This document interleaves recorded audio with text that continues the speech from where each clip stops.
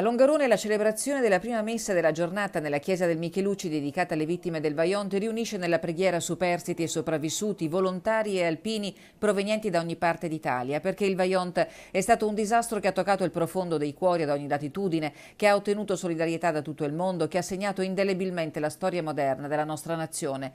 Nel suo messaggio ufficiale il primo cittadino di Longarone si rivolge alla sua comunità ferita. In voi, dice Roberto Padrin, riconosciamo l'esempio del sacrificio, del martirio, della determinazione nella rinascita. Ed è ancora oggi la statua lignea della Madonna della chiesa parrocchiale travolta dall'acqua e recuperata a Fossalta di Piave a simboleggiare i valori citati dal sindaco, mentre silenzio e preghiera in suffragio delle 1910 vittime strappate alla vita il 9 ottobre 1963 per colpa umana riecheggiano a 56 anni di distanza nel cimitero monumentale di Fortogna. Noi abitiamo a Ponte nelle Alpi e purtroppo tanti morti venivano portati su dal Piave. Qua che abitiamo vicino è ancora più dura pensare a quello che è successo. Sono straniero, ho parenti qua.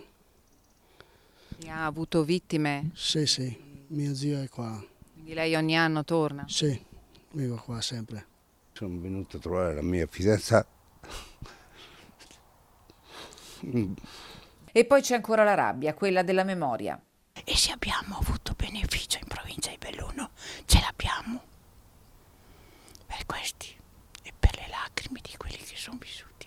Per tanti anni si viveva nell'oblio qui, c'era proprio una coperta di omertà, dico io, perché sia gli studenti sia parlare del Vajont non serviva, era una cosa dimenticata, volutamente dimenticata.